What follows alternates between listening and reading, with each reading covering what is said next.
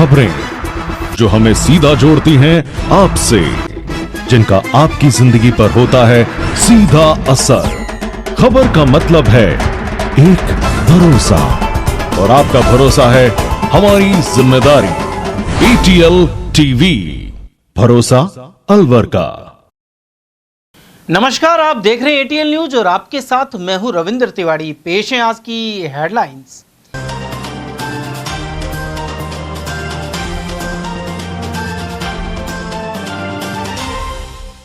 भिवाड़ी के पास कापड़ी वास में मिट्टी ढहने से 7 श्रमिकों की गई जान। निर्माणाधीन सिग्नेचर ग्लोबल सोसाइटी में हुआ हादसा। हेड पोस्ट ऑफिस और पासपोर्ट दफ्तर को बम से उड़ाने की मिली धमकी। बम निरोधक दस्ते ने की सघन पड़ताल। डिस्टर्ब एरिया बिल को लेकर बनी चर्चाएं। भाजपा ने कुछ इलाकों के प्रताड़ित हिंदुओं के लिए बताया जरूरी, वहीं कांग्रेस ने लिया आड़े हाथ। और नेशनल हाईवे पर 95 वाहन भिड़ंत में 2 की गई जान। वहीं ट्रेलर और टैंकर भिड़ंत में जयपुर रोड पर लगा जाम। और अब जानते हैं खबरों को विस्तार से। भिवाड़ी के सीमावर्ती हरियाणा क्षेत्र में दिल्ली जयपुर नेशनल हाईवे पर कापड़ीवास में 7 श्रमिकों की जान चली गई। यहां निर्माणाधीन आवासीय परियोजना सिग्नेचर ग्लोबल में मिट्टी की खुदाई के दौरान अचानक मिट्टी ढह गई, जिससे कई मजदूर उसके नीचे दब गए। हादसे में अब तक 7 मजदूरों की मौत की पुष्टि हुई है, जबकि कुछ अन्य को घायल अवस्था में बाहर निकाला गया है। घटना की सूचना मिलते पुलिस और SDRF की टीमें मौके पर पहुंची। यह परियोजना real estate company signature global की बताई जा रही है। यहां 153 एकड़ जमीन में कंस्ट्रक्शन चल रहा है। इसी दौरान अचानक मिट्टी का बड़ा हिस्सा धंस गया और वहां काम कर रहे मजदूर उसकी चपेट में आ गए। मृतकों की पहचान सतीश, भागीरथ, मिलन, मंगल, शिवशंकर और परमेश्वर के रूप में हुई है, जबकि 4 मजदूर छोटेलाल, शिवकांत, दीनदयाल और इंद्रजीत की हालत गंभीर है। इनका अस्पताल में इलाज चल रहा है। यह हादसा सोमवार रात उस समय हुआ जब सोसाइटी परिसर में मजदूर काम कर रहे थे और कुछ श्रमिक पास ही आराम कर रहे थे। अचानक जोरदार आवाज के साथ दीवार गिर गई और कई मजदूर मलबे के नीचे दब गए। घटना की सूचना मिलते ही स्थानीय पुलिस प्रशासन और SDRF की टीम तुरंत मौके पर पहुंच गई और रेस्क्यू ऑपरेशन शुरू किया गया। कई घंटे तक चले रेस्क्यू ऑपरेशन के बाद दबे हुए मजदूरों को बाहर निकाला गया। उधर भिवाड़ी जिला अस्पताल में गुरुग्राम पुलिस पहुंची और सभी 7 शवों को उनके सुपुर्द किया गया। गुरुग्राम पुलिस ने बताया कि जांच के बाद जो भी लापरवाही सामने आएगी उसमें कार्रवाई की जाएगी। उधर रात 9 बजे 7 शव भिवाड़ी अस्पताल लाए गए। सभी शव मिट्टी में सने हुए थे। अस्पताल प्रशासन ने पहले राजस्थान पुलिस को जानकारी दी और इसके बाद गुरुग्राम पुलिस को सूचना दी गई। मंगलवार सुबह 9:30 बजे 7 शव गुरुग्राम पुलिस को हैंडओवर कर दिए। स्थानीय चिकित्सक डॉक्टर सागर अरोड़ा ने भी इस बारे में जानकारी दी। वहीं दर्दनाक हादसे को लेकर क्षेत्र में चर्चा बनी रही। घटना हुई जी कल रात को शाम को करीब कंपनी में ना जो माटी रहने की वजह से हमारे एक भाई है सतीश यादव जी, जो भटपुर डिस्ट्रिक्ट का निवासी है, नगर का। कितनी उम्र है उसकी उम्र 25 साल। शादीशुदा है? शादीशुदा है। उसकी लड़का भी 1-1.5 साल का करीबन। जी, तो कल हम आए 9 बजे तो हमें यहाँ पे डेड बॉडी मिली आके। उसके बाद तक अभी तक कोई कार्रवाई है नहीं, ना तो कोई कंपनी मिट्टी के अंदर दबी है, तो कहीं ना कहीं परिजनों की आवाज को मिट्टी में दबाने का काम किया जा रहा है। हरियाणा सरकार की तरफ से ठीक है, बिल्डर का इतना ज्यादा दबाव है ठीक है कि आम नागरिक की आवाज को दबाया जा रहा है मिट्टी के साथ। इसमें ये नहीं है, मैं कैलकुलेशन कर रहा हूँ जितनी कंपनी का तो कैलकुलेशन अभी कर रहे हैं ना। रेस्क्यू की बात करें सर, रेस्क्यू की बात करें। हम ऑर्डर उसका मुआवजे के ऑर्डर कर रहे हैं, एज पर एक्ट कर रहे हैं। जो भी घटना के बाद पुलिस प्रशासन काफी लेट पहुंचा यहाँ पे, 2-6 घंटे बाद लेट पहुंचा। सुबह के रात के वही है, कोई लेट नहीं पहुंचे। हम मौके पे ही यहाँ तक कि यहाँ के प्रशासन कॉल पे कॉल कर रहे हैं, यहाँ के प्रशासन कोई उठा नहीं रहा। हरियाणा प्रशासन के नहीं, प्रशासन सारा रात का वहीं खड़ा है, मौके पे है और जो कार्रवाई बन रही है वो कर रहे हैं। रेस्क्यू की बात करें सर, घटना के बाद से अब तक क्या रेस्क्यू किया गया है? कौन कौन से आला अधिकारी वहाँ पहुंचे थे? क्या कुछ अपडेट्स निकल के सामने आए? देखिए, मैं अभी कैलकुलेट कर रहा हूँ, मुझे आप मुआवजा कैलकुलेट करने थे, इनको ऑर्डर देने हैं और वो पैसा जमा कराएंगे तब बॉडी आएगी। क्या मुआवजा डिसाइड किया है? अभी कर रहे हैं ना, ऑर्डर कर रहे हैं उनके लिए। कल करीबन 9 बजे हमारे जिला चिकित्सालय भिवाड़ी में एम्बुलेंस के माध्यम से 7 डेड बॉडी लाई गई थी, जो कि पहले से डेड थे और काफ़ी मतलब बॉडी के पार्ट्स होते हैं फ्रैक्चर थे, जैसे कि पैर में, हाथ में फ्रैक्चर था। और प्रथम दृष्टि में यही लग रहा था कि मिट्टी में रहने की वजह से या दबने की वजह से उनकी मृत्यु हुई है। उसके बाद हमने तुरंत प्रभाव से अपने राजस्थान की पुलिस को इन्फॉर्म किया, राजस्थान की पुलिस के माध्यम से हरियाणा पुलिस को इन्फॉर्म किया और रात को हरियाणा पुलिस करीबन 1:30-2 बजे हमारे हॉस्पिटल आ गई थी। जो भी कानूनी कार्रवाई उनको करनी थी, लीगल पेपर वर्क करना था वो करके, और अभी हमने आधे घंटे पूर्व करीबन 9:30 बजे सारी बॉडी जो है वो गुड़गांव सेक्टर 10A के जो थाना है उनके थाना इंचार्ज उनको बॉडी हैंड ओवर कर दी है। उनका जो पोस्टमार्टम और भी आगे की जो कार्रवाई है गुड़गांव में की है। अलवर शहर में अट्टा मंदिर के सामने स्थित प्रधान डाकघर और पासपोर्ट ऑफिस को बम से उड़ाने की धमकी मिली है। यह मेल पाकिस्तान से आना बताया गया है। पूरे परिसर को खाली कराकर बम निरोधक टीम से जांच कराएगी, लेकिन कोई संदिग्ध वस्तु नहीं मिली। उधर अलवर डाकघर के प्रवक्ता जहीर अब्बास के अनुसार उनके पास रीजनल पासपोर्ट कार्यालय जयपुर से सूचना आई थी। उसके बाद पुलिस टीम ने पूरे परिसर की जाँच की, लेकिन कोई संदिग्ध वस्तु नहीं मिली। मेल में लिखा गया था कि पासपोर्ट ऑफिस में स्कैनर के जरिए ब्लास्ट कराया जाएगा। यह धमकी सभी स्थानों के पासपोर्ट कार्यालयों के लिए बताई गई है। वहीं प्रधान डाकघर और पासपोर्ट कार्यालय के कर्मचारियों ने बताया कि प्रधान डाकघर कार्यालय को बम से उड़ाने की धमकी का मेल दोपहर करीब 12:30 बजे आया था। उस वक्त डाकघर के अंदर लगभग 70 से ज्यादा कर्मचारी और करीब 30 ग्राहक थे। एसआई ओम प्रकाश ने बताया कि डाककर्मी कमलेश पांचाल ने इस बारे में सूचना दी थी। इसके बाद थाने से जाब्ता पहुंचा और कर्मचारियों को बाहर निकाला गया। साथ ही बम निरोधक दस्ता बुलाकर जांच करवाई गई है। हमारे पास क्षेत्रीय कार्यालय पासपोर्ट कार्यालय जयपुर से मेल आया था, तो उनमें कुछ संदेहास्पद गतिविधियों के रिगार्डिंग तो प्रिवेंटिव सिक्योरिटी चेक्स करवाने थे पासपोर्ट ऑफिस में। तो वो लोकल पुलिस को इन्फॉर्म किया, तो सिक्योरिटी चेक्स करवाए गए। सब कुछ नॉर्मल है। कितने बजे करीब ये सूचना आई सर? ये हमारे पास 1 बजे करीब सूचना आई जी, और तुरंत ही एसपी कार्यालय को इन्फॉर्म किया। तो वहाँ से जो टीम आई उन्होंने ये सर्च ऑपरेशन किया अंदर, तो कुछ भी इस तरह का सस्पेक्टेड नहीं मिला है। मुख्य पोस्ट ऑफिस में बम से उड़ाने की धमकी इनका मेल आया हुआ है, जिस पर थाना से जाब्ता व कंट्रोल से जाब्ता पुलिस जाब्ता मंगा के और तलब करके और डाकघर को सील किया गया। उसके बाद में बम विस्फोटक दस्ता बुलवाया गया है, जिससे तलाश करवाई जा रही है। कितने बजे सूचना लगी थी सर आपको? हाँ, अलवर से आया। अलवर से। कितने बजे सूचना लगी थी आपको? हमें करीब 20 मिनट पहले सूचना मिली। अच्छा, आपसे 20 मिनट पहले? हाँ, 20 मिनट पहले सूचना मिली थी। क्या सूचना है, प्रॉपर क्या सूचना है? मेल से सूचना आई है कि आपके पोस्ट ऑफिस को बम से उड़ाएंगे। कहाँ से आई है मेल? ये मेल आया है पाकिस्तान से। पाकिस्तान से मेल है। अच्छा। उल्लेखनीय कि इससे पहले मिनी सचिवालय को बम से उड़ाने की धमकी कई बार मिल चुकी है। और अब बात करते हैं राजस्थान विधानसभा में हाल ही पारित डिस्टर्ब एरिया बिल की। आपको बताते हैं कि बिल क्यों लाया गया है और कांग्रेस इसके विरोध पर क्यों उतारू है। साथ ही सत्तारूढ़ दल समर्थन के क्या तर्क दे रहे हैं।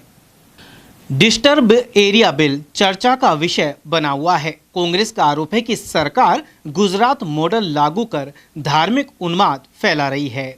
वहीं राज्य सरकार जनसंख्या असंतुलन और दंगा प्रभावित गतिविधियों से हिंसा के हालात बनने पर डिस्टर्ब एरिया के प्रावधान लागू करने की बात कह रही है। इसके तहत अलवर के मेवात इलाकों पर खास नजर है, जहां समुदाय विशेष की जनसंख्या पिछले वर्ष में तेजी से बढ़ी है। साथ ही यहां अल्पसंख्यक हो गए बहुसंख्यक समुदाय के पलायन भी करने के आरोप हैं। ऐसे में डिस्टर्ब एरिया में एडीएम या एसडीएम की मंजूरी के बिना प्रॉपर्टी के खरीद बेचान पर भी रोक रहेगी। इसके अलावा पलायन रोकने के लिए बाजार कीमत से कम में और दबाव में प्रॉपर्टी नहीं बिके, इसकी भी जांच होगी। भाजपा ने इस बिल का स्वागत किया है, लेकिन कांग्रेस ने कड़ी आलोचना की है। भाजपा जिला उपाध्यक्ष प्रमोद विजय के अनुसार मुख्यमंत्री भजनलाल शर्मा ने समुदाय विशेष की बहुतायात वाले क्षेत्रों में निवास करने वाले हिंदुओं के लिए भी यह कानून बनाया है। अब डरा धमकाकर उनकी जमीन कोई नहीं खरीद पाएगा। इसके लिए एसडीएम की परमिशन देनी होगी, जो जांच के आधार पर मिलेगी। साथ ही किसी भी प्रकार का अत्याचार या दबाव पाए जाने पर कानूनी कार्रवाई की जाएगी। ये बहुत अच्छा बिल है और मैं हमारे राजस्थान के यशस्वी मुख्यमंत्री भजनलाल जी को और उनकी कैबिनेट मंत्रियों को बहुत बहुत धन्यवाद देता हूं, क्योंकि उनकी वजह से जो अशांत शहर का जो बिल लाया जा रहा है वो इसलिए लाया जा रहा है कि जहां किसी समुदाय के लोग ज़्यादा होते हैं वहां पर वो दबाव बना करके हिंदुओं का पलायन करते हैं, जिससे वो कम रेट में अपनी ज़मीन को बेच के बेचारों को जाना पड़ता है। इसलिए सरकार हिंदुओं के प्रति आस्था रखते हुए इस बिल को लाई है। ये बहुत अच्छा बिल है। इससे क्या शांति बनी रहेगी, सरकार का दखल रहेगा, जिससे आम जन को ये नहीं होगा कि मेरा 10 लाख का माल 1 लाख रुपए में बेचना पड़े।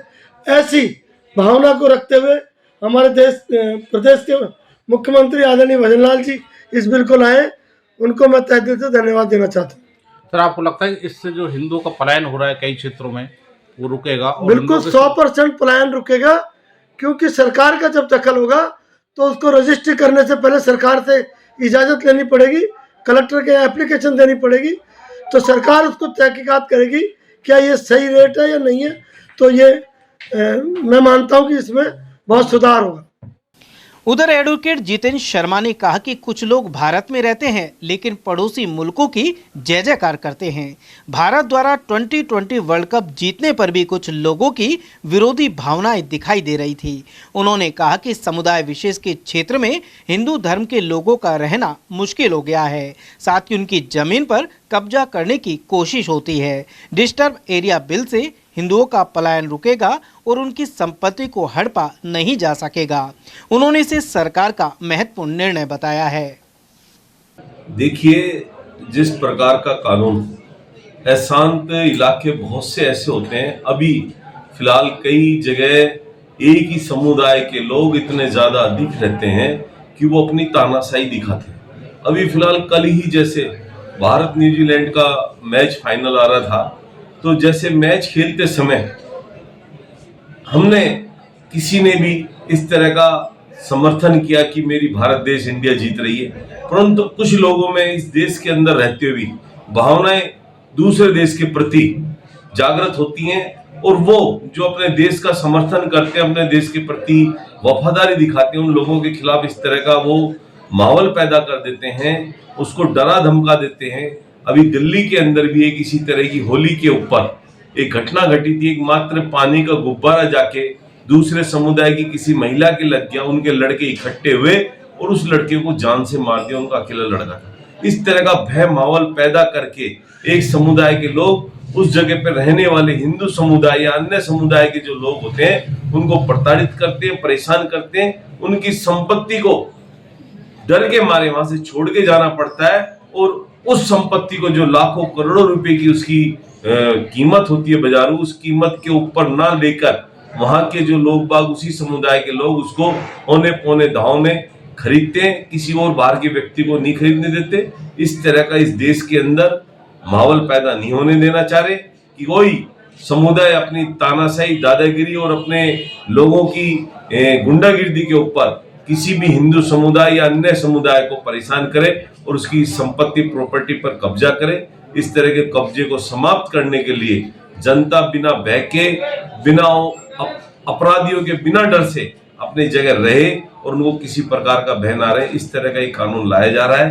तो अच्छा कानून है, इसको सभी दोनों समुदाय हिंदू मुस्लिम की एकता बनाए रखने के लिए और कांग्रेस बीजेपी को भी इसके ऊपर ज्यादा विवाद ना करते हुए भारतीय जनता पार्टी के द्वारा जो कानून लाया जा रहा है विधानसभा में उचित है और आना चाहिए। सर, आपको लगता है इससे पलायन रुकेगा और जो अल्पसंख्यक जो भी हैं, हिंदू अगर हो चाहे सिख हो, जो बहुसंख्यक जैसे मुंडन है कई जगह, तो ऐसे जो कम संख्या के लोग हैं चाहे किसी भी जात के हैं, उनको एक संबल मिलेगा, उनको एक बल मिलेगा? देखिए, मैं आपको आज बता देता हूँ इस चीज के लिए, आप पूरे देश के अंदर देख रहे हैं जिस तरह का माहौल पूरे वर्ल्ड के अंदर चल रहा है। हिंदू कम्युनिटी का जो व्यक्ति है वो अपराध और इस तरह का माहौल पैदा नहीं करता है। आपने कहीं भी कोई अखबार में, किसी न्यूज में या चैनल में कभी नहीं देखा होगा कि कहीं हिंदुओं के 10, 20, 50 घर हो, किसी मुस्लिम परिवार को मना किया है। अलवर के अंदर ही आप देख लीजिए, प्रतापबंद के पास यदि आसपास कोई भी मुस्लिम नहीं है, फिर वहां उनकी मस्जिद बनी हुई है। तो हिंदू कभी भी किसी को परेशान नहीं करता, उसकी सद्भावना की विचारधारा रहती है। मुस्लिम समुदाय के लोग इस तरह का माहौल पैदा करते हैं और जो हिंदुओं के परिवार, घर, उनकी बहन बेटियां होती हैं, उनको परेशान करके, उसको प्रताड़ित करके उसकी संपत्ति पे भी कब्जा करना चाहते हैं और उनके परिवार की जो महिलाएं और लड़की होती है उन पे भी कब्जा करना चाहते हैं। तो इस विचारधारा को समाप्त करने के लिए राजस्थान के अंदर भजनलाल जी की सरकार, भारतीय जनता पार्टी की सरकार इन पे अंकुश लगाना चाहती है, जिससे अपराधी रुकें और इस तरह का माहौल हमारे राजस्थान में पैदा ना हो। उधर कांग्रेस ने राजस्थान में लाए गए इस बिल की आलोचना की है। प्रदेश कांग्रेस कमेटी के महासचिव अशोक कुमार सैनी के अनुसार जिस तरह से राज्य सरकार अशांत क्षेत्र घोषित करना चाहती है, इससे सद्भाव बिगड़ेगा। उन्होंने कहा कि यहाँ सभी 36 जातियां और सभी धर्मों के लोग मिलकर रहते हैं। इसके अलावा नियंत्रण के लिए सरकार के पास CID, CB आदि विभाग मौजूद हैं, जो सभी हालातों की सूचना देते हैं। इसके बावजूद बेवजह यह बिल लाया गया है। राजस्थान की विधानसभा में भाजपा की भजनलाल सरकार एक प्रस्ताव लेकर आई है जिस पर बहस चल रही है, और प्रस्ताव में अशांत क्षेत्र घोषित करने हैं, डिस्टर्ब एरिया, जो कोई भी दंगा या कोई भी इस तरह की घटना होने पर उसमें नए नियम लागू हो जाएंगे। इस तरह का प्रावधान किया जा रहा है। आप प्रदेश कांग्रेस कमेटी के महासचिव हैं, क्या प्रतिक्रिया है? मैं आपके चैनल के माध्यम से बताना चाहूँगा कि बीजेपी की सरकार, चाहे राजस्थान में हो चाहे केंद्र में, यह संविधान के साथ खिलवाड़ कर रही है। हमारे नेता आदरणीय राहुल गांधी जी परसों से लोकसभा में हो चाहे बार बार अपने भाषणों में कहते हैं कि बीजेपी सरकार संविधान के साथ खिलवाड़ कर रही है। वही स्तर अब छोटे स्तर पर राजस्थान स्टेट में भी देखने को मिल रहा है। अभी पेपर के माध्यम से पता लगा है कि किस तरह से एक बिल लेकर आने हैं कि अशांत घोषित, डिस्टर्ब एरिया घोषित करेंगे। जहाँ भी कहीं अशांति हो, कहीं विशेष समुदाय का हो, उस इलाके को किस तरह से डिस्टर्ब एरिया घोषित किया जाए, वहाँ पर किस तरह से पाबंदी लगाई जाए। तो ये बिल्कुल अनुचित है, गलत है इस तरह से करना। हमारे हिंदुस्तान में तो गांधीवादी हैं जो अहिंसा के स्तर पर चलते हैं। यहाँ धरने प्रदर्शन इस तरह के चलते रहते हैं। कहाँ तक इस तरह से अशांत घोषित करेंगे, किस किस इलाके को करेंगे? आज एक विशेष समुदाय को लेकर के कर रहे हैं, कल दूसरे समुदाय को लेकर, तीसरे को लेंगे। यहाँ तो हमारे हिंदुस्तान में यहाँ 36 कौमों के रहते हैं। आज किसी एक कौम पे करेंगे, कल दूसरे पे करेंगे। तो ये इस तरह से हिंदुस्तान में ये संविधान के साथ खिलवाड़ किया जा रहा है। आज राजस्थान शुरुआत कर रहा है, तो इसमें अशांत घोषित करना मेरे विचारों से गलत है। और इसमें हमारे जो किसान भाइयों को या हमारे जो राजस्थान के वासियों को जो स्वतंत्रता है अपनी प्रॉपर्टी बेचने का, उस पर भी अंकुश लगा दिया है कि उस इलाके को जिसको अशांत घोषित करेंगे, वहाँ प्रॉपर्टी चाहे ज़मीन हो, मकान हो, जायदाद हो, कोई भी वो बेचेंगे तो उस पर SDM या सिटी मजिस्ट्रेट की मंजूरी होगी। वो कहेंगे तो बिकेगा, नहीं तो नहीं। आज मुझे पैसे आवश्यकता है, मैं तो आज मेरी प्रॉपर्टी को बेचूंगा, तो उस पर अंकुश लग जाएगा। तो ये आम पब्लिक की जो स्वतंत्रता है उसको भी ख़त्म करने जा रहे हैं। संविधान के साथ सीधा खिलवाड़ किया जा रहा है। इस तरह से गलत है। अगर इस तरह से करेंगे तो पब्लिक सड़कों पर आगे, और ये ऐसे बिल जो आज विधानसभा में चर्चा में है, विधानसभा में लेकर आ रहे हैं, ये लाना गलत है। मैं इसके खिलाफ और इसकी निंदा करता हूँ। सर, आपको लगता है कि जहाँ ये अशांत क्षेत्र घोषित करना चाहती है सरकार, वहाँ कानून व्यवस्था को मजबूत करे, सुरक्षा व्यवस्था को मजबूत करे? कोई भी अगर घटना, हादसा, झगड़ा होता है तो सरकार तुरंत उस पर नियंत्रण करे? बिल्कुल सही है।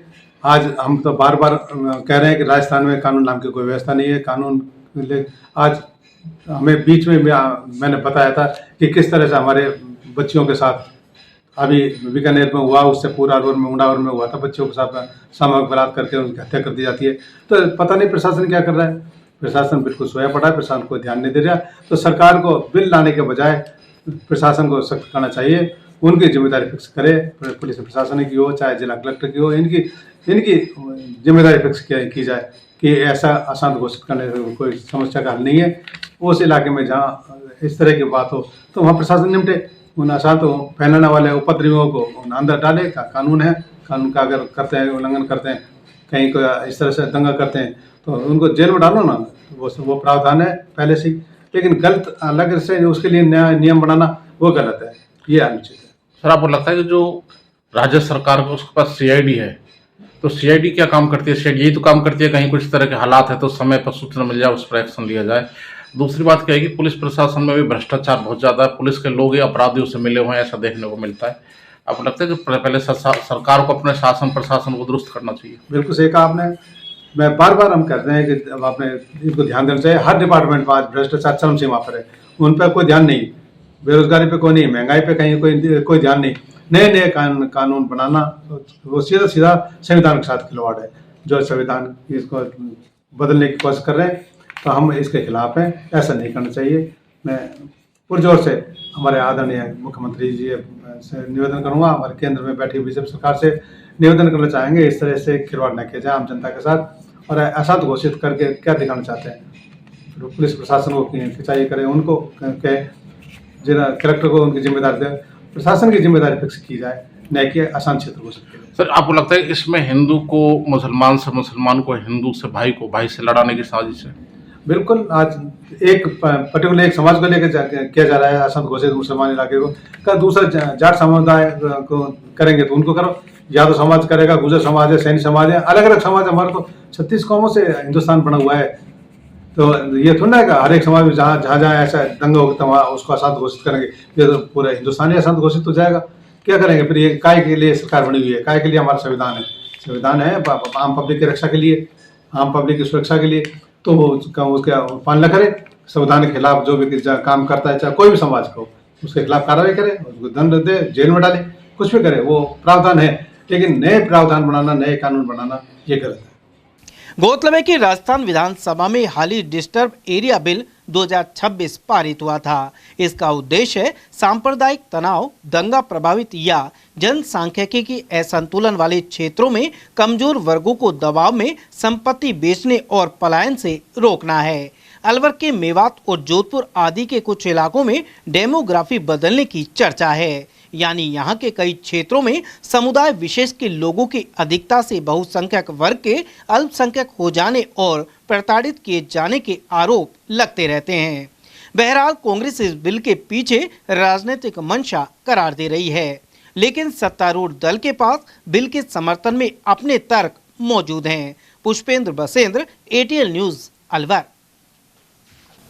सड़क दुर्घटनाओं की संख्या में लगातार बढ़ोतरी हो रही है। इसी क्रम में राजगढ़ के पिनान के पास सोमवार देर शाम अलवर करौली नेशनल हाईवे 921 पर 2 मोटरसाइकिलों की भिड़ंत हो गई। ऐसे में 2 युवकों की मौके पर ही मौत हो गई, जबकि 2 अन्य गंभीर रूप से घायल हो गए। पिनान गैस एजेंसी के पास हुई इस दुर्घटना के मृतकों में मंडावर निवासी ओम प्रकाश जांगड़ और दिनेश जांगड़ शामिल हैं। वहीं राजगढ़ क्षेत्र के आमकी वाल निवासी टिंकू राम सैनी और प्रभु दयाल सैनी गंभीर रूप से घायल हो गए। मृतकों के परिजन मोनू जांगड़ ने बताया कि ओम प्रकाश और दिनेश निकट के रिश्तेदार हैं एवं राजगढ़ से लौट रहे थे। वे दोनों एक साथ फर्नीचर का काम करते थे और दोनों का परिवार मंडावर में रहता है। इसके अलावा घायल टिंकू और प्रभुदयाल एक ही बाइक पर मंडावर में सेटिंग का काम करने के बाद राजगढ़ आ रहे थे। इसी दौरान गैस एजेंसी के पास दोनों बाइकों की आमने सामने टक्कर हो गई। सूचना मिलते ही पुलिस मौके पर पहुंची और एम्बुलेंस स्टाफ पदमचंद सैनी एवं जसराम मीणा की मदद से घायलों और शवों को पिनान के आदर्श सामुदायिक स्वास्थ्य केंद्र पहुंचाया। दोनों घायलों की हालत गंभीर होने पर उन्हें राजगढ़ रेफर कर दिया गया। मेरा नाम मोनू कुमार जांगड़ है और मृतक का नाम है ओम प्रकाश जांगड़ और दूसरे का है दिनेश जांगड़। ये रिश्तेदारी से इधर से आ रहे, ये बिगावड़ा से, और इनका पिनान के इधर एक्सीडेंट हो गया। दोनों की डेथ हो गई। किसके सवार थे? ये बाइक से थे। कौन कौन से वाहनों में एक्सीडेंट हुआ? दोनों व्हीकल थे, दोनों बाइक। और उसके बाद कहाँ लेके आए हो आप? ये पहले तो ये पिनान में ही था, पिनान में एम्बुलेंस लेके गई थी, फिर पिनान से सुविधा नहीं होने कारण फिर इसको यहाँ पे लेके आए राजगढ़। और वहीं अलवर जयपुर हाईवे पर कुशालगढ़ तिराहे से पहले नलदेश्वर धाम के पास ट्रेलर और टैंकर के बीच जोरदार टक्कर हो गई। टक्कर की आवाज दूर तक सुनाई दी और आसपास के क्षेत्र में अफरा तफरी मच गई। तेज धमाके की आवाज सुनकर लोग मौके की ओर दौड़े। इस हादसे में दोनों वाहनों के चालक और अन्य लोग घायल हो गए। स्थानीय लोगों ने तुरंत एम्बुलेंस को सूचना दी और घायलों को उपचार के लिए जिला अस्पताल भिजवाया गया। इनमें से 2 लोगों की हालत गंभीर बताई जा रही है। उधर हादसे के कारण हाईवे पर करीब 1 घंटे तक यातायात बाधित रहा और सड़क के दोनों वाहनों की लंबी कतारें लग गई। सूचना मिलने पर पुलिस मौके पर पहुंची और क्रेन की मदद से ट्रेलर एवं टैंकर को सड़क किनारे हटवाकर यातायात सुचारू कराया। ग्रामीण नरेश फागना ने बताया इस मार्ग पर सड़क संकरी और कई जगह खराब हालत में है। इसके कारण आए दिन हादसे होते रहते हैं। तेज रफ्तार के कारण भी दुर्घटनाओं का खतरा बना रहता है। ऐसे में हाईवे को जल्द चौड़ा करवाकर खराब सड़क की मरम्मत भी करवाई जानी चाहिए। खेड़ली थाना क्षेत्र के समूची में बाइक सवार दो भाई अज्ञात वाहन की टक्कर से गंभीर रूप से घायल हो गए। खेड़ली अस्पताल से उन्हें जिला अस्पताल के लिए रेफर कर दिया गया। परिजनों ने बताया कि घायल संतोष कुमार योगी और उसका छोटा भाई भवानी शंकर रैनी से बाइक पर अपनी बहन से मिलने गंज खेड़ली आ रहे थे। मार्ग में अज्ञात वाहन ने बाइक को टक्कर मार दी। सर मेरे को 108 लेके आई थी, हॉस्पिटल पता लगा था मेरे को, तो ये रैनी से खेड़ली के लिए आ रहे थे और किसी अज्ञात वाहन गाया गाड़ी अज्ञात वाहन टक्कर दे गया तो उठा के एम्बुलेंस वाले लेके। क्या नाम है दोनों के? एक का नाम संतोष है, एक का नाम भवानी शंकर है। अच्छा, कहाँ के रहने वाले हैं? रैनी के। नारी शिक्षा की जनक, समाज सुधारक एवं देश की पहली महिला शिक्षिका माता सावित्री फुले की 129वीं पुण्यतिथि मनाएगी। अलवर जिला सैनी समाज की ओर से मंगलवार को काशीराम चौराहा स्थित सैनी सत्संग भवन में उनके चित्र पर पुष्प अर्पित किए गए। सैनी महासभा पदाधिकारी जितेंद्र खुराड़िया ने बताया कि माता सावित्रीबाई फुले ने महिलाओं और वंचित वर्ग को शिक्षा से जोड़ने का ऐतिहासिक कार्य किया था। कार्यक्रम में वक्ताओं ने कहा कि माता सावित्रीबाई फुले का जीवन संघर्ष, समानता और शिक्षा का संदेश देता है।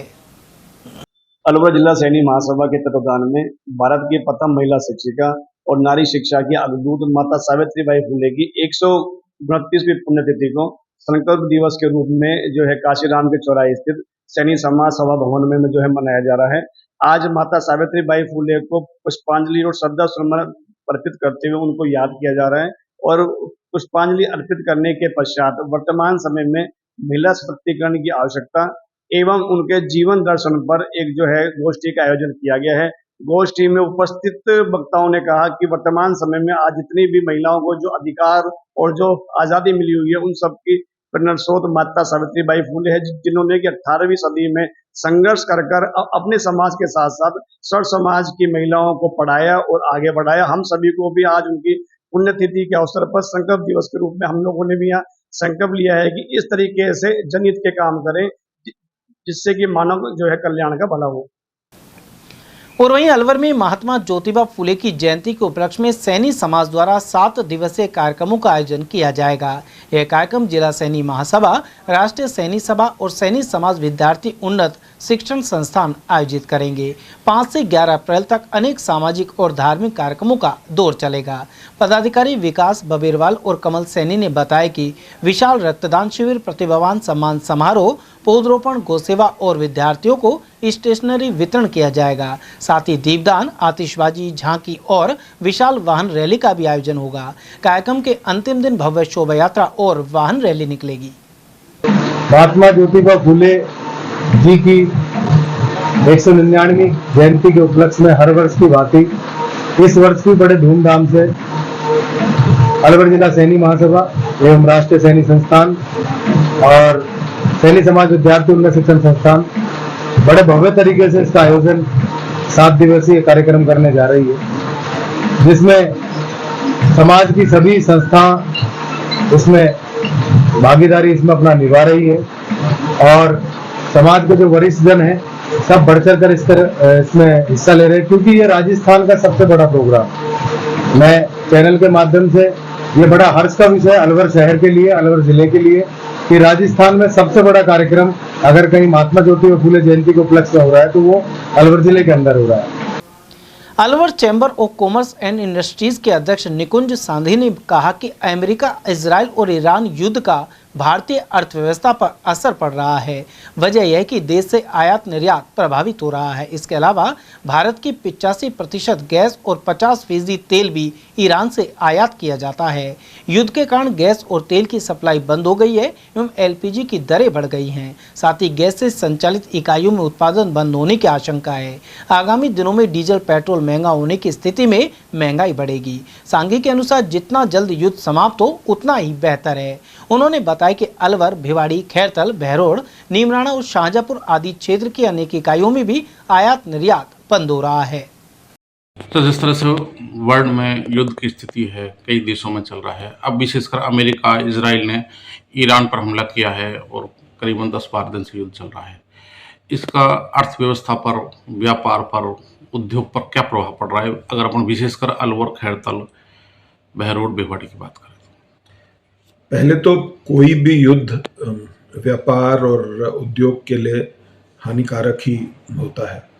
और अगर हम इस इज़राइल, यूएस और ईरान के युद्ध की बात करें तो इसका विपरीत असर पूरी इकोनॉमी पे पड़ना ही है, विशेषकर इसलिए क्योंकि हमारा जो तेल है और गैस है, और मेरे ख्याल से तेल से ज़्यादा इम्पोर्टेंट गैस है, क्योंकि 50% तेल हमारा ईरान से आता है और 85% गैस ईरान से आती है, और वो हॉर्मोज वाली जो कैनाल है उसके थ्रू, चैनल है उसके थ्रू आती है, जिसको ईरान ने टोटली ब्लॉक कर दिया है। तेल के दाम ऑलरेडी क्रूड ऑयल के बढ़ रहे हैं और बहुत जल्द इसका असर कंज्यूमर्स पे भी पड़ेगा। रसोई गैस सरकार ने ऑलरेडी महंगी कर दी है, 60 रुपये, और इंडस्ट्रियल गैस तो सप्लाई ही रिस्ट्रिक्ट हो गई है। अगर इंडस्ट्रियल गैस की सप्लाई रिस्ट्रिक्ट हो जाती है तो उद्योगों का बंद होना जो एलपीजी के ऊपर आधारित है स्वाभाविक है, और जब उद्योग बंद होते हैं तो लोग बाग बेरोज़गार हो जाते हैं, कंजम्पशन रिड्यूस होता है, तो बहुत विपरीत प्रभाव पड़ता है। भारत का रुपया भी महंगा हो गया है, पहली बार 92 रुपये क्रॉस कर गया है डॉलर के अनुपात में। तो ये सारी ही व्यवस्थाएं भारत के अर्थव्यवस्था के लिए, और स्पेसिफिकली अगर हम अलवर, भिवाड़ी, बहरोड़, इनका बहुत सारा उत्पाद, स्पेसिफिकली जो कंपोनेंट्स हैं उनका सारा एक्सपोर्ट हो रहा है, और उसके ऊपर तो विपरीत असर पड़ ही रहा है, क्योंकि शिपिंग लाइंस बंद हो गई हैं, शिपिंग के रेट्स दुगने हो गए हैं, और कई जगह तो शिप्स जाना ही बंद हो गई हैं। तो ये ज़रूरी है कि ये युद्ध जल्दी से जल्दी ख़त्म हो और इस पे विराम लगे, तभी, नहीं तो इसका दुष्प्रभाव हर तरीके से इकोनॉमी पे, छोड़िए आम आदमी पे भी पड़ने लगेगा जब सब चीज़ें महंगी हो जाएंगी। सर, जो इंश्योरेंस है शिपिंग का, या जो भी माल आप निर्यात कर रहे हैं वो भी महंगा हो रहा है। देखिए, शिपिंग का इंश्योरेंस तो ऑलरेडी 50% तो रेट बढ़ गई हैं। उसके रेट बढ़ने के बाद भी जो शिपिंग लाइंस हैं वो अपनी शिप्स को चलाना नहीं चाहती हैं। वो कह रहे हैं कि हमको कंपनसेशन की चिंता नहीं है, हमें चिंता है हमारे सेलर्स की जो उन शिप्स के ऊपर होंगे। अभी जैसे ईरान का एक शिप गिराया गया और हिंद महासागर में ही गिराया गया, उसमें 100 से अधिक लोगों की, सेलर्स की जान गई है। तो शिपिंग लाइंस इंश्योरेंस महंगा होने के बाद भी चलाना नहीं चाहती हैं, क्योंकि इस युद्ध से सब बचना चाहते हैं जान माल के खतरे की वजह से। तो सर, ये अलवर, खैरथल, बहरोड, यानी पूरा देश का जो आयात निर्यात प्रभावित हो रहा है। बिल्कुल बिल्कुल, खाली आयात निर्यात छोड़िए ना, आप महंगाई इतनी बढ़ जाएगी कि तेल के दाम बढ़ते हैं तो ट्रांसपोर्टेशन के रेट्स रिवाइज होते हैं, और ट्रांसपोर्टेशन के रिवाइज होते हैं तो इवन जो आम उपभोक्ताओं के का सामान है, चाहे वो फल हो, चाहे वो सब्जी हो, चाहे वो धान हो, सभी चीज़ें महंगी होती हैं, क्योंकि ट्रांसपोर्ट महंगा हो जाता है, और ट्रांसपोर्ट तो बहुत ज़्यादा ज़रूरी है अर्थव्यवस्था के लिए। जिस तरह से पाकिस्तान में और बांग्लादेश में गैस और डीजल, पेट्रोल की हालत ख़राब है, आपको लगता है कि अगर समय रहते अगर भारत ने कोई बड़ा कदम नहीं उठाया तो भारत में भी संकट पैदा हो सकता है? देखिए, भारत में संकट पैदा होना स्वाभाविक है, और अभी तो ऐसा लग रहा है कि तेल की व्यवस्था हम फिर भी शायद रशिया से कर लेंगे, पर गैस की व्यवस्था कैसे होगी ये एक बहुत बड़ा क्वेश्चन है, जिसका बहुत आसानी से सॉल्यूशन अभी सामने नज़र नहीं आ रहा है। आप अखबारों में पढ़ रहे हैं कि ऑलरेडी कॉमर्शियल और इंडस्ट्रियल गैसेस की सप्लाई रिस्ट्रिक्ट हो गई है, और दाम बढ़ने के बावजूद रिस्ट्रिक्ट हो गई है, और बहुत सारे उद्योग तो जो गैस बेस्ड हैं वो बंद ही हो जाएंगे अगर उनको गैस की सप्लाई विधिवत रूप से नहीं मिली तो। उधर निकुंज सांघी ने सुझाव दिया कि विश्व भर में प्रभावशाली छवि रखने वाले प्रधानमंत्री नरेंद्र मोदी को इस युद्ध को समाप्त करने के लिए प्रयास करने चाहिए। इस युद्ध के कारण रोजाना निर्दोष लोग मारे जा रहे हैं। ऐसे में यदि प्रधानमंत्री मोदी पहल करे तो वार्ता का दौर शुरू हो सकता है। प्रधानमंत्री नरेंद्र मोदी हैं, वो अमेरिका के काफ़ी नज़दीक रहे हैं, ट्रंप की बात मानते हैं, वहाँ के राष्ट्रपति हैं। इजराइल भी उनके मित्र देश है, उनसे प्रधानमंत्री हैं, इजराइल का उनसे अच्छा संपर्क है। ईरान से भी हमारा अच्छा संपर्क है। मुझे लगता है प्रधानमंत्री जी को ईरान से, इजराइल से, अमेरिका से बात कर इस युद्ध को रुकवाने के लिए पहल करनी चाहिए और इसका कोई समाधान निकालना चाहिए जिससे युद्ध जल्दी समाप्त हो जाए। देखिए, जिस तरह की रिलेशनशिप है प्रधानमंत्री की तीनों ही देशों से, तो ये एक बहुत अच्छा कदम होगा अगर प्रधानमंत्री तीनों देशों से बात करके और बीच बचाव करने का प्रस्ताव रखें। आसान नहीं है, पर कोशिश करना तो कभी भी खराब नहीं होता है। तो प्रयास होना चाहिए, बिल्कुल होना चाहिए, बिल्कुल होना चाहिए। क्योंकि इजराइल जिस तरह से हमको वहाँ 4 पोर्ट दे रखा है और इजराइल से भी घनिष्ठ संबंध है, अमेरिका से भी, तो जिस तरह से हमारे संबंध हैं तो हम प्रयास तो कर ही सकते हैं और प्रयास कई बार सफल भी हो जाते हैं। हाँ, तो प्रयास तो करने चाहिए। अब क्यों प्रधानमंत्री अभी इस बारे में प्रयास नहीं कर रहे हैं, ये एक सवाल सभी लोग उठा रहे हैं, क्योंकि उनकी अंतर्राष्ट्रीय छवि बहुत अच्छी है और अंतर्राष्ट्रीय बहुत कद्दावर नेता हैं वो। तो पहल करके, और खाली भारत के लिए नहीं, मेरे ख्याल से पूरे विश्व के लिए अगर वो पहल करके इस युद्ध में कोई असर डाल सकें तो ये एक बहुत बड़ी बात होगी। सर, पूरे वर्ल्ड की बात की जाए, वर्ल्ड में अगर भारत के मानचित्र को देखा जाए तो काफ़ी प्रभावशाली और काफ़ी वजनदार देश भारत माना जाता है। तो चीन का राष्ट्रपति हो, रूस का हो, अमेरिका तो सीरियस लेते हैं भारत को और उसकी बात भी मानते हैं। तो इसका कहीं कहीं अगर विश्व के देश के, दूसरे देश के प्रधानमंत्री, राष्ट्रपतियों से बात की जाए तो कुछ हल निकल सकता है। बिल्कुल निकल सकता है। देखिए, बातचीत से तो हर चीज़ का हल निकल सकता है, पर इस वक्त जो माहौल चल रहा है उसमें बातचीत कैसे शुरू होगी, कौन शुरू करेगा, कौन बात मानेगा, ये कहना मुश्किल है। बट क्योंकि प्रधानमंत्री की छवि बहुत अच्छी है और बहुत कद्दावर नेता है, उनका प्रयास शायद इसका कोई सॉल्यूशन निकाल सके। नजर बगीचे स्थित भारत स्काउट गाइड जिला मुख्यालय पर निपुण रोवर रेंजर प्रशिक्षण शिविर आयोजित किया जा रहा है। रेंजर लीडर पूजा महावर ने बताया कि यह कैंप 13 मार्च तक चलेगा। इसमें 15 रोवर रेंजर प्रतिभागी भाग ले रहे हैं। 5 दिवसीय शिविर में पायनियरिंग, लेआउट और टेंट लगाने सहित स्काउटिंग, गाइडिंग की अन्य गतिविधियों के बारे में प्रशिक्षित किया जा रहा है।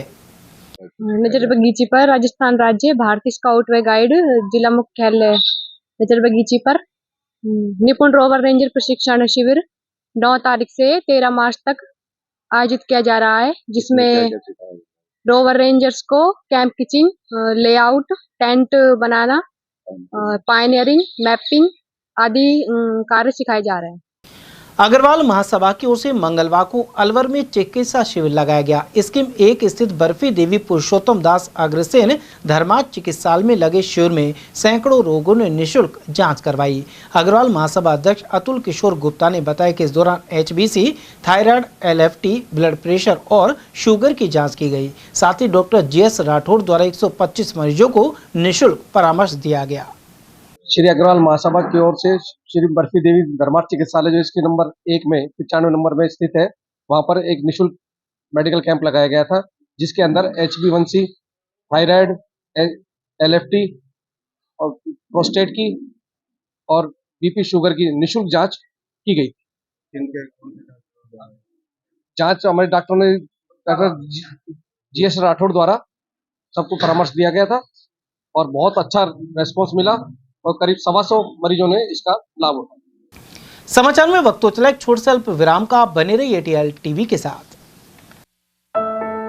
ओम Aditya public senior secondary school Alwar में बेस्ट फैकल्टी के साथ सर्वश्रेष्ठ बोर्ड परीक्षा परिणाम।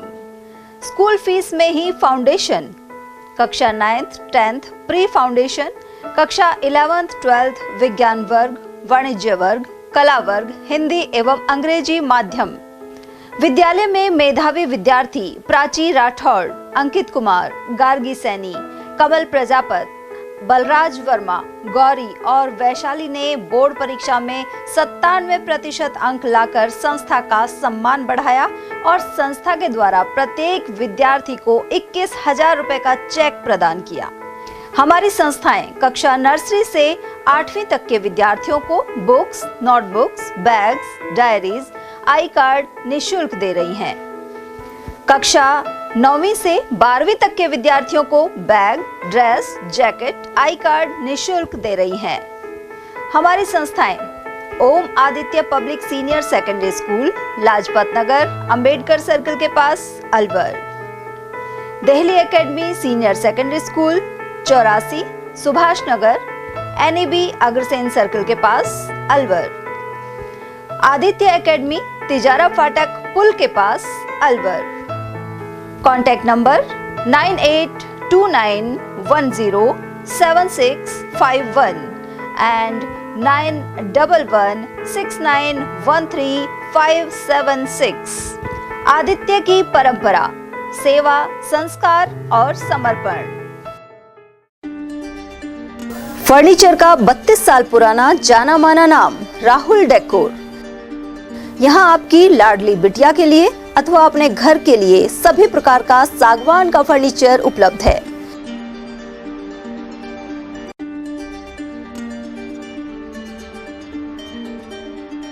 Double bed, dressing table, sofa set, सागवान एवं कपड़े वाले तथा सेंटर टेबल, भट्टी कलर, स्टील अलमारी, ब्रांडेड एवं सॉफ्टी फोम के गद्दे आपकी नाप तोल से बनाए जाते हैं।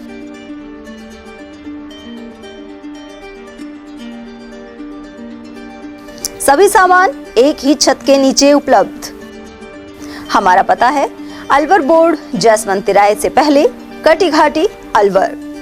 Contact number 9414019769 and 9414019768। ब्रेक के बाद फिर से आपका स्वागत है। माधोगढ़ गांव में ट्रांसफार्मर चोरी की घटना सामने आई है। सोमवार देर रात यहां खैराती की ढाणी के पास अज्ञात चोरों ने 25 kV सिंगल फेज ट्रांसफार्मर को निशाना बनाया। अज्ञात चोरों द्वारा पहले विद्युत लाइन में फॉल्ट किया गया, जिससे आपूर्ति बाधित हो गई। इसके बाद उन्होंने डीपी को नीचे उतारकर उसमें से कॉपर सहित अन्य कीमती पुर्जे निकाल लिए। वहीं सबूत मिटाने के उद्देश्य से ट्रांसफार्मर में आग लगा दी गई। स्थानीय निवासी नरेश कटारिया, हरिओम गुर्जर और भोलाराम के अनुसार ऐसे में रात भर बिजली बंद रही। सुबह विद्युत कर्मी मौके पर पहुंचे। लाइनमैन जुगल किशोर ने बताया कि इसकी रिपोर्ट उच्च अधिकारियों को दे दी गई है। अलवर ग्रामीण विधानसभा क्षेत्र में ग्राम पंचायत कैरवावाल की भलाई बास ढाणी में विभिन्न विकास कार्य करवाए जा रहे हैं। इसका जायजा लेने के लिए पूर्व पंचायत समिति सदस्य ईश्वर सिंह चौहान यहां पहुंचे। स्थानीय लोगों ने उन्हें बताया कि उनके आबादी क्षेत्र में इंटरलॉकिंग सीमेंट सड़क का कार्य स्वीकृत है, लेकिन पंचायत समिति मालाखेड़ा और कार्यकारी एजेंसी द्वारा अभी तक टेंडर नहीं किए गए हैं। वहीं प्रधान वीरवती ने यहां विकास कार्य के लिए 6 लाख से अधिक की राशि स्वीकृत की है। उधर चौहान के अनुसार प्रधान सहित क्षेत्रीय विधायक एवं नेता प्रतिपक्ष टीकाराम जूली को इस बारे में अवगत कराया जाएगा। इस मौके पर ईश्वर सिंह सहित वरिष्ठ पत्रकार अवधेश सिंह का भलाई समाज की ओर से साफा बांधकर अभिनंदन किया गया। वहीं पंचायत समिति सदस्य प्रतिनिधि राजेश कुमार, एमीराम और बाबूलाल सहित अन्य लोग उपस्थित रहे। मालाखेड़ा उपखंड क्षेत्र के चोमू गांव में पीडब्ल्यूडी द्वारा करवाया जा रहा सीमेंट सड़क का कार्य सुस्त रफ्तार से चल रहा है। दिन में वाहनों की आवाजाही से भी कार्य प्रभावित हो रहा है। ग्रामीणों के अनुसार तत्कालीन कैबिनेट मंत्री टीकाराम जूली ने 3 विधानसभाओं को जोड़ने वाली सड़क का कार्य स्वीकृत करवाया था। बाद में यह विकास कार्य ठप हो गया और ठेकेदार को समय पर भुगतान नहीं होना भी इसकी वजह रही। आखिरकार चोमू गाँव में सीमेंट सड़क का कार्य हो रहा है, लेकिन इसकी गति धीमी बनी हुई है। कांग्रेस सरकार में ये मंजूर हुआ था, भंवर साहब और टीकाराम जूली थे, और उसके बाद में 1.5 साल तक ये बंद रहा। उसके बाद में अब दोबारा हमने टीकाराम जूली से शिकायत करी है। उसके बाद में अब हमारा कार्य बहुत अच्छा चल रहा है, कोई दिक्कत नहीं है इसका। धन्यवाद साहब। राजकीय महाविद्यालय मालाखेड़ा में राजर्षि भर्तृहरि मत्स्य विश्वविद्यालय की अनेक प्रायोगिक परीक्षाएं 11 मार्च से होंगी। इनमें BA प्रथम, तृतीय एवं पंचम सेमेस्टर के नियमित विद्यार्थियों का भूगोल विषय शामिल है। प्राचार्य डॉक्टर रवि कुमार विजय ने पूरे परीक्षा कार्यक्रम की जानकारी दी। साथ ही बताया कि इस प्रायोगिक परीक्षा में अनुपस्थित रहने वाले विद्यार्थियों को अन्य कोई अवसर नहीं दिया जाएगा। अलवर के हसन खां मेवाती नगर निवासी प्रतिभाशाली संगीतकार आशीष बंसल ने राष्ट्रव्यापी डिजिटल संगीत मंच बजाज उन यूनिवर्स के ग्रैंड फिनाले में अपनी जगह बनाई है। इस प्रतिष्ठित प्रतियोगिता को प्रसिद्ध संगीतकारों की तिकड़ी, शंकर, एहसान और लॉय जज कर रहे हैं। देश भर से आए हजारों प्रतिभागियों में से पहले टॉप 100 और फिर टॉप 10 में स्थान बनाकर आशीष बंसल ने यह उपलब्धि हासिल की है। अब वे मुंबई में होने वाले ग्रैंड फिनाले में हिस्सा लेंगे। आशीष बंसल प्रसार भारती आकाशवाणी के ग्रेडेड आर्टिस्ट हैं और राजस्थान के प्रसिद्ध मंच हुनरबाज के विजेता भी रह चुके हैं। वर्तमान में वे गुरुग्राम में म्यूजिक लेक्चरर के रूप में कार्यरत हैं। हमने चुन लिए हैं बजाज यूनिवर्स के टॉप 10 फाइनलिस्ट जो परफॉर्म करेंगे ग्रैंड फिनाले में। अभिमान आपटे मुंबई, मोहम्मद एहसान अलीगढ़, आशीष बंसल अलवर, नंदिनी शर्मा फरीदाबाद। अलवर जिले के आशीष बंसल ने पूरे प्रदेश का नाम संगीत में रोशन किया है। वह ऐसे संगीत के कलाकार प्रतिभाशाली हैं कि वह टॉप 100 से ऊंची छलांग लगाते हुए टॉप 10 में पहुंचे और अब मुंबई में आयोजित होने वाले इस राष्ट्रीय स्तर के संगीत प्रतियोगिता में वह अलवर की तरफ से अपनी प्रतिभा को प्रस्तुत करेंगे। इसके लिए ग्रैंड फिनाले में वे टॉप 10 में आ गए हैं। शंकर महादेवन ने इसकी घोषणा भी की है। इसको लेकर अलवर जिले के हसन खां मेवात व पूरे प्रदेश में खुशी की लहर है कि कोई व्यक्ति कहां से कहां तक पहुंचकर अलवर का नाम रोशन कर रहा है। मैं अवधेश सिंह, ATL न्यूज। मालाखेड़ा क्षेत्र में शातिरों ने घर पर सीसीटीवी कैमरे तोड़कर चोरी को अंजाम दिया। इसी मकान में दिसंबर में भी चोरी हुई थी। वहीं परिवादी रविंद्र सिंह ने SHO को शिकायत की है। थाना अधिकारी ने मामले की जांच के निर्देश दिए हैं। पीड़ित के अनुसार उनके परिवार के कुछ लोग पहले गांव में ही रहते थे। वे उन्हें परेशान करने की नीयत से यह हरकतें कर रहे हैं। अकबरपुर क्षेत्र में इन दिनों किसान अपने खेतों में लाल प्याज के बीज तैयार करने के लिए परिवार सहित जुटे हुए हैं। इस क्षेत्र में बड़ी संख्या में किसान लाल प्याज के बीज तैयार करते हैं। 3 महीने में यह बीज तैयार हो जाता है और इसके बाद इसे घर लाकर सुखाया जाता है। अगस्त माह में बीज की रोपाई की जाती है। कितना बड़ा होगा? ये हो गया 4 आंगन गए। तो अब क्या निराई चल रही है? हाँ जी, निराई। कितने दिन बाद तैयार हो जाएगा? ये साहब 2 महीने बाद। 2 महीने बाद तैयार हो जाएगा? हाँ जी। फिर कैसे करोगे? फिर इसको उपाड़ कर और छाए में सुखाएंगे। फिर कब लगेगी? फिर लगेगी 8 महीने पानी छोड़ता है। अब गर्मी भी तेज पड़ने लगी है तो पानी कितनी आवश्यकता रहती है? अब तो पानी साहब इसमें चलते ही रहेगा रात दिन। अकबरपुर ग्राम पंचायत में जोहड़ पर इन दिनों मुख्यमंत्री जल संबलन योजना के तहत कार्य जारी है। वर्ल्ड विजन संस्था द्वारा भी यहां जल संग्रहण के लिए कार्य हो रहा है। साथ ही जोहड़ की पाल को पक्का किया जा रहा है। ग्रामीणों ने बताया कि जोहड़ के सौंदर्यकरण के साथ ही सुरक्षा दीवार बनाई जा रही है। ये हमारे अकबरपुर के जोड़ का सौंदर्यकरण और इसमें सुरक्षा दीवार, ये काम वर्ल्ड विजन इंडिया NGO करवा रही है। ये मुख्यमंत्री जल स्वावलंबन योजना के अंतर्गत कार्य प्रस्तावित था, जिसको ये NGO कलेक्टर महोदय के निर्देश पे इस NGO ने लिया है गोद इस जोड़ को, और ये सौंदर्यकरण का काम वर्ल्ड विजन इंडिया करवा रही है। इससे जल संरक्षण भी होगा और इस जोड़ की सुंदरता भी होगी। राजगढ़ कस्बे के मालाखेड़ा बाजार में स्थित विजय वर्गीय धर्मशाला में महिला दिवस और फागोत्सव का आयोजन उत्साह के साथ किया गया। राजगढ़ वैश्य महिला समिति के इस कार्यक्रम में महिलाओं ने फाग के गीत और भजनों के साथ फूलों की होली खेली। साथ ही एक दूसरे को महिला दिवस की बधाई दी। कार्यक्रम का शुभारंभ राधा कृष्ण के छायाचित्र के समक्ष दीप प्रज्वलन कर किया गया। बड़ौदा में कृषि उपज मंडी में इन दिनों सरसों की बम्पर आवक के चलते भारी अव्यवस्था की स्थिति बन गई है। मंडी में रोजाना करीब 9000 कट्टे सरसों की आवक हो रही है। इसके कारण मंडी परिसर और आसपास के क्षेत्रों में ट्रैक्टर ट्रॉली और ट्रकों की लंबी कतारें लग रही हैं। ऐसे में अलवर भरतपुर रोड पर करीब 2 किलोमीटर तक जाम की स्थिति बन जाती है। इस स्थिति को देखते हुए व्यापार मंडल ने बुधवार को मंडी बंद रखने का निर्णय लिया है। मंडी अध्यक्ष चिरंजी लाल चौधरी ने बताया कि अत्यधिक आवक के कारण मंडी में व्यवस्थाएं प्रभावित हो रही थी, इसलिए एक दिन के लिए मंडी बंद रखने का फैसला लिया गया है, जिससे व्यवस्था को सुचारू किया जा सके। मंडी व्यापारियों ने प्रशासन से मंडी क्षेत्र में स्थायी पार्किंग व्यवस्था एवं नई मंडी बनाने के लिए भी मांग उठाई है। उधर मंडी में इस समय सरसों का भाव करीब 6000 से 6500 रुपए प्रति क्विंटल चल रहा है। कल बुधवार को मंडी बंद रहेगी। बस्ता में ज्यादा माल आने के कारण मजदूरों पर माल ढुलाई नहीं हो रहा है और इसलिए हमने मंडी बुधवार को बंद की गई है। मंडी में इस टाइम आवक सरसों की बहुत ज़्यादा है, फसल की टाइम है।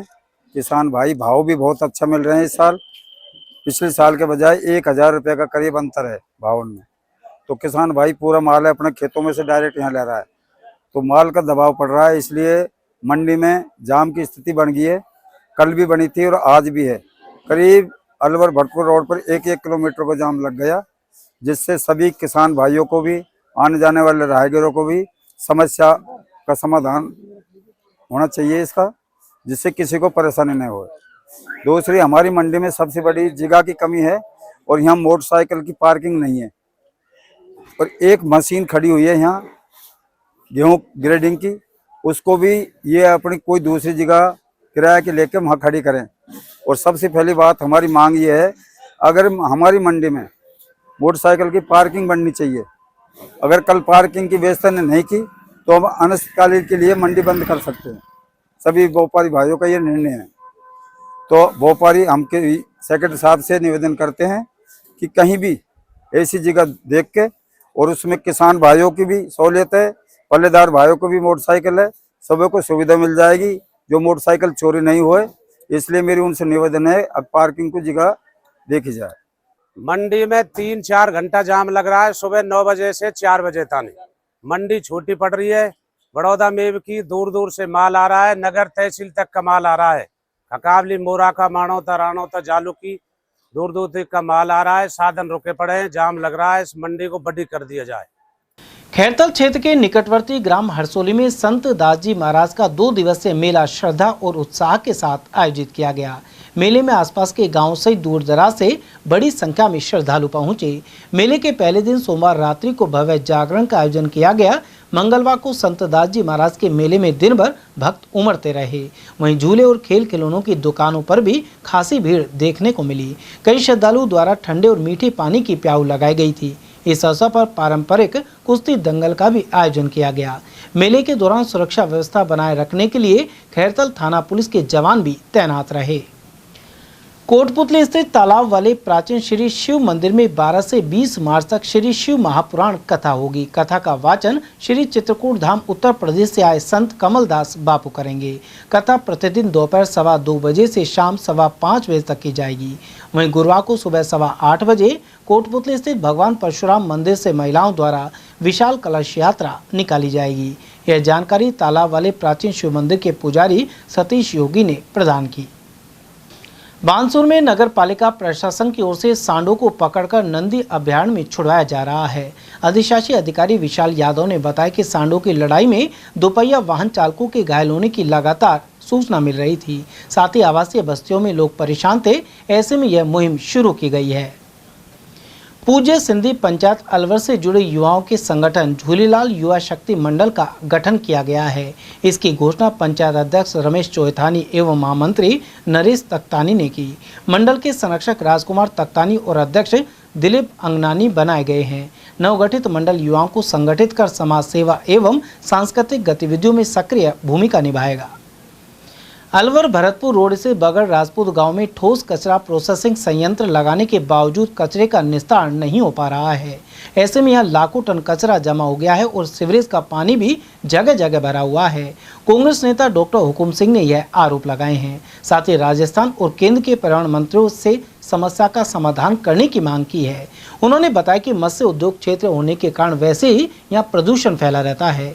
वहीं अब ठोस कचरा प्रोसेसिंग संयंत्र लगने के बाद प्रदूषण लगातार बढ़ रहा है। विधानसभा में नेता प्रतिपक्ष टीकाराम जूली ने आदर्श कोऑपरेटिव सोसाइटी पर धोखाधड़ी के आरोप लगाते हुए कार्रवाई की मांग की है। उन्होंने इस मुद्दे को विधानसभा में उठाया। साथ ही कहा कि राज्य सरकार आरोपियों को बचाने में लगी हुई है और जनता का पैसा डूब रहा है। जूली के अनुसार सरकार को निष्पक्ष जांच करते हुए मामले में कार्रवाई करनी चाहिए। कि जो इसके आरोपी हैं, सह आरोपी हैं, उनके जो वकील हैं, उनके वकीलों को ही सरकार के द्वारा इनकी पैरवी करने के लिए लगा दिया गया है। इससे जनता का पैसा वापस आएगा या ये आरोपी वहां से छूट के आएंगे? सरकार से ये जवाब चाहूंगा कि सरकार इस पे स्थिति क्लियर करे कि आप उन लोगों का पैसा वापस दिलाएंगे और वो आरोपी हैं उनके खिलाफ सख्त कार्रवाई करेंगे। और जो लोग इनके भी वकील थे और अब इनकी भी पैरवी कर रहे हैं, क्या सरकार इसकी जांच कराएगी कि इसके अंदर भारी भ्रष्टाचार, भारी घोटाला किया जाए? ग्राम जोड़ी स्थित मसानी माता के मेले में विशाल रक्तदान, नेत्र और स्वास्थ्य जांच शिविर लगाया गया। ग्रामीणों और मंदिर विकास कमेटी ने माता के मंदिर में हवन के साथ शुभारंभ किया। संयोजक अखिलेश यादव ने बताया कि शिविर में RPS life care hospital Katopur के डॉक्टर मंजीत यादव और डॉक्टर प्रियंका यादव ने परामर्श दिया। साथ ही जगदम्बा आई केयर हॉस्पिटल भिवाड़ी और बंसल ब्लड सेंटर जयपुर के विशेषज्ञों ने सेवाएं दी। इस मौके पर 83 यूनिट रक्तदान हुआ। इस दौरान रामनिवास, संदीप यादव, अनिल यादव, किशन लाल, परमेश यादव और मनीता यादव आदि की उपस्थिति रही। भाजपा जिला अलवर दक्षिण द्वारा पंडित दीनदयाल उपाध्याय प्रशिक्षण महाअभियान कार्यशाला 11 मार्च को होगी। इसका आयोजन सुबह 10:30 बजे अम्बेडकर नगर स्थित जिला कार्यालय पर किया जाएगा। जिला मीडिया प्रभारी लक्ष्मी नारायण गुप्ता ने बताया कि कार्यशाला में मुख्य वक्ता के रूप में भाजपा प्रदेश उपाध्यक्ष मुकेश धादीच उपस्थित रहेंगे। चलते चलते एक बार फिर से नजर डाल लेते हैं आज की हेडलाइंस पर।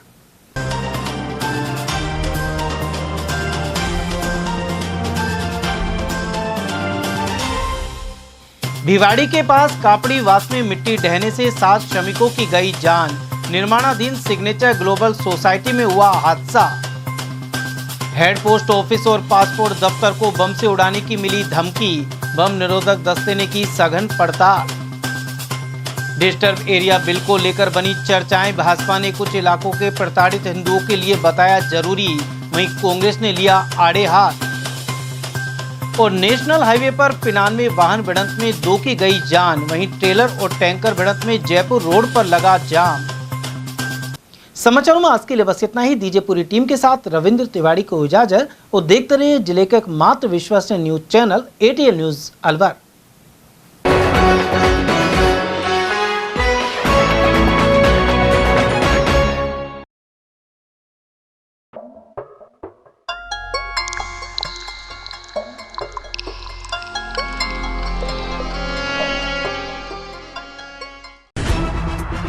खबरें जो हमें सीधा जोड़ती हैं आपसे, जिनका आपकी जिंदगी पर होता है सीधा असर। खबर का मतलब है एक भरोसा, और आपका भरोसा है हमारी जिम्मेदारी। ATL TV, भरोसा अलवर का।